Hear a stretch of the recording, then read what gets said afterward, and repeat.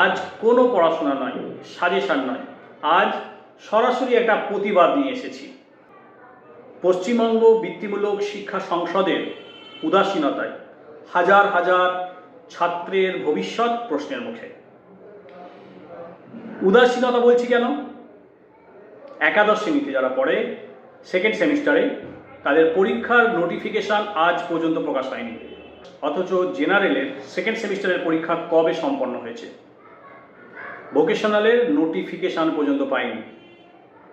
সামনেই ভোট ঘোষণা হয়ে গেলে পরীক্ষা আরও পিছিয়ে যাবে।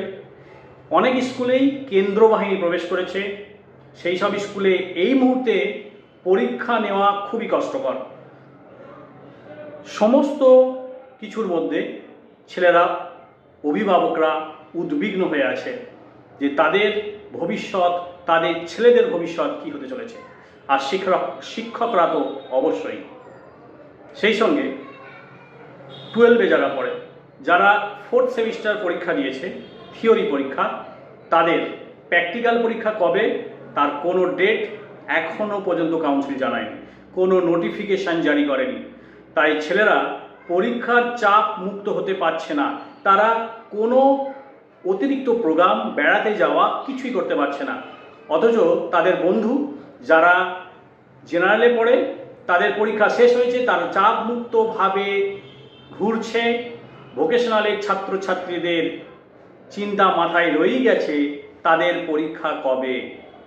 তারা এই উদাসীনতার, কাউন্সিলের উদাসীনতার শিকার হচ্ছে। শুধু তাই নয়, জেনারেল বিভাগে যারা 3rd সেমিস্টারে পড়ে, তাদের 3rd সেমিস্টারের রেজাল্ট পাবলিশ হয়েছে, কিন্তু ভোকেশনালে 3rd সেমিস্টারের রেজাল্ট দেওয়া হয়নি। তারা রেজাল্ট পর্যন্ত পায়নি। স্বাভাবিকভাবেই ভোকেশনালের ছাত্রছাত্রীদের মধ্যে প্রশ্ন জেগেছে, তাদের ভবিষ্যৎ কী, তাদের ভবিষ্যৎ কী হতে চলেছে। এই দায় কে নেবে?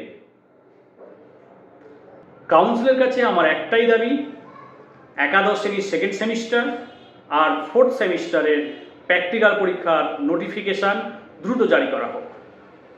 তোমরা যারা একাদশ শ্রেণীর সেকেন্ড সেমিস্টারে পরীক্ষা দেবে বা 4th সেমিস্টার পরীক্ষা দিয়েছো, তোমরা এই ভিডিও দ্রুত শেয়ার করো, যাতে এই প্রতিবাদ চারিদিকে ছড়িয়ে পড়ে, কাউন্সিলের কানে পর্যন্ত আওয়াজ যায়।